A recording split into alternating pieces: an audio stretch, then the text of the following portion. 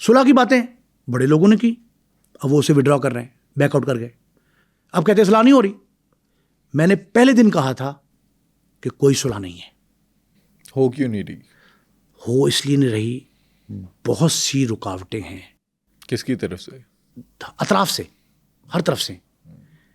ایک رکاوٹ سب سے بڑی جو ہے نا, وہ پھر چودراہٹ کا ذہنیت ہے. چودراہٹ کی وہ ذہنیت کیا ہے کہ اگر ہم آج صلح کر لیں گے تو لوگ کیا کہیں گے کہ انہوں نے اتنے مروا لیا, تیفی نے بہنوں ہی مروا لیا, مصعب نے, امیر مصعب نے اور امیر فتح نے بالاج مروا لیا, ٹیپو مروا لیا, اپنے دادا بلا ٹرکاں والے مروا لیے. یہ جو ذہنی چودراہٹ ہے نا, زمینی چودراہٹ ختم ہو گئی, ذہنی چودراہٹ موجود ہے جو ان کو بیٹھنے نہیں دیتی. صلح کی ٹیبل پہ میں نے کہا تھا صلح کا ڈول ڈالا گیا تھا, قریب تھا, صرف تحریر باقی تھی اور صلح ہونے والی تھی.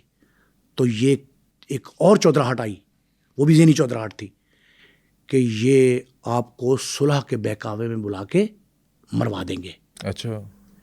دشمن داری میں, انتقام کی سیاست میں یہ جو ذہنی چودراہٹ ہے نا, یہ سب سے بڑی رکاوٹ ہے. اب تک آپ یہ دیکھ لیں دونوں خاندان باہر ہیں. اچھا, اب تک جو امیر بلاج کے قتل کا کیس ہے, بلاول پر اگر کلوز ہو جاتا ہے, امیر مصعب, امیر فتح کیا مان جائیں گے؟ بٹ صاحب, امیر فتح اور امیر مصعب ان کے راہ میں بھی وہی رکاوٹ ہے جس کا میں نے ابھی تذکرہ کیا. لیکن میری امیر مصعب سے بہت ڈیٹیل گفتگو اس پہ ہوئی, ٹیلی فونیکلی. وہ بیرون ملک ہے, مجھے پتا ہے کہاں ہے, لیکن میں دانستہ نہیں بتا رہا کہ دشمن دار آدمی ہے, مناسب نہیں ہے. یہ کسی میڈیا سے امیر مصعب کی پہلی گفتگو ہے, اس نے کسی سے کوئی بات نہیں کی. یہ پہلی بار مجھ سے بہت ڈیٹیل میں گفتگو کی, میرے سارے سوالات کا جواب دیا. کیا کہا؟ اس سے پہلے میں نے تیفی بٹ کے بارے میں بتایا تھا کہ ان سے میری گفتگو ہوئی تھی. پھر اس کے بعد ان کا رابطہ منقطع, بٹ صاحب سے بات نہیں ہوئی, لیکن ہم یہ بھی کوشش میں دوبارہ بات ہو جائے ان سے.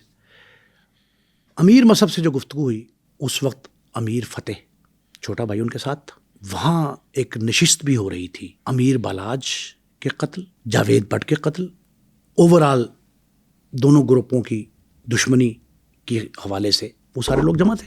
میں نے ان سے سوال پوچھا کہ یار آپ کا بھائی اس دنیا سے چلا گیا, آپ کے والد مرحوم, آپ کے دادا پردادا, خاندان کے کتنے ہی افراد طبعی موت نہیں مرے. اس دنیا فانی میں وہ غیر طبعی موت جو ہیں ہلاک ہوئے, جہاں بھاگ ہوئے. تو یہ باب کیسے بند ہوگا؟ آپ اسے کلوز نہیں کرنا چاہتے. آپ چاہتے ہیں کہ کوئی نیا بلا ٹرک والا, کوئی نیا ٹیپو, کوئی نیا بالاج پھر نشانہ بن جائے اس دشمنی کا. امیر مصعب نے جو جملے بولے میں من وہ ڈی کوڈ کر رہا ہوں. کیا کہا؟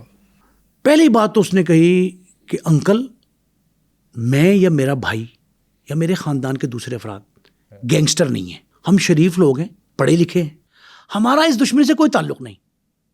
اور اگلا جملہ سنیں, اور بھی زیادہ خطرناک, ہمارے بھائی بلاج کا بھی اس سے کوئی تعلق نہیں تھا دشمنی سے.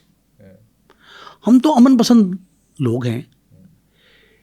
ان لوگوں کو تلاش کیا جائے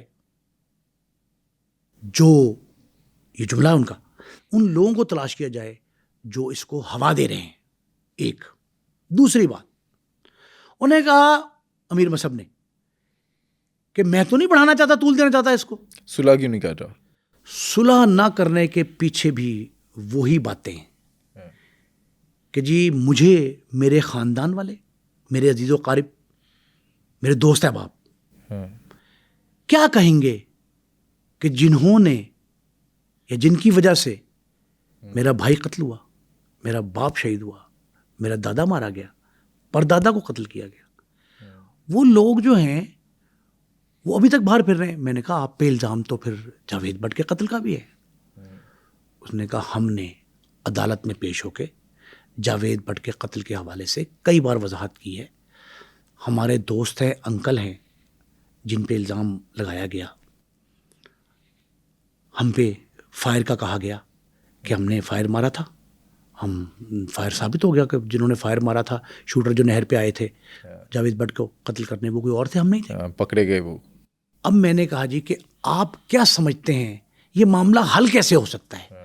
تو امیر مصعب کا یہ جملہ سب سے اہم تھا.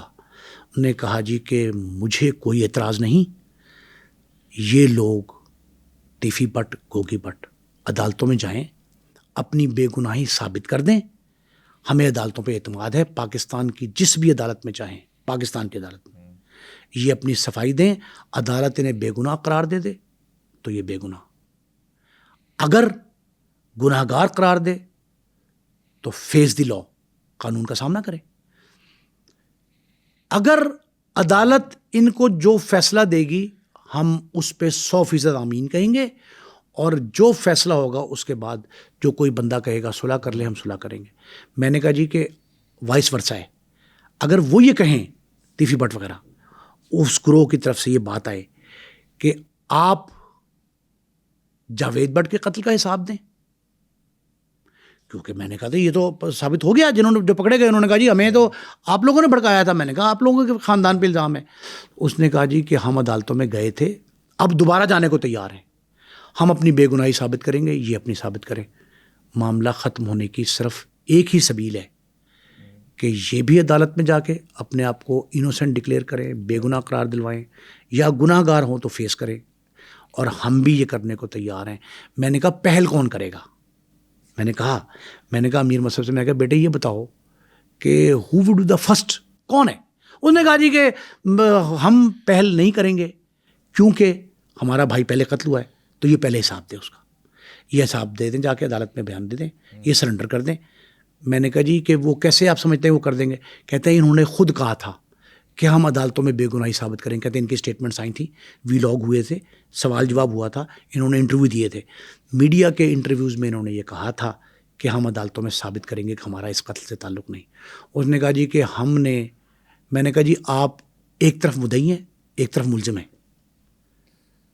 سیم پوزیشن ان کی بھی ہے، تو کہیں ایسا تو نہیں کہ دونوں کو ایٹ پار لایا گیا ہو کسی تیسری طاقت کی قوت کی طرف سے؟ کہتے ہیں ہم گراؤنڈ فیکٹس کی بات کرتے ہیں، ہمارا بھائی مارا گیا، ہمارا والد مارا گیا تھا، ہمارے والد کے بعد ہم نے کوئی ایکٹیویٹی نہیں کی، تو میں نے کہا انہوں نے بھی 14 سال تک 14 سال تک تو وہ بھی کوئی واقعہ نہیں پیش آیا، الزام تراشی ہے نا محض۔ اس نے کہا اس الزام تراشی کا حل عدالت ہی نکالے گی، آپ عدالت سے بات کر لیں، گفتگو کر لیں، عدالت میں پیش کر دیں اپنے آپ کو، ہم اس پہ آمین کہہ دیں گے، اور ہماری طرف سے صلح کا باب شروع ہو جائے گا، انتقام کی سیاست کا، قتل و غارت کا باب ختم ہو جائے گا۔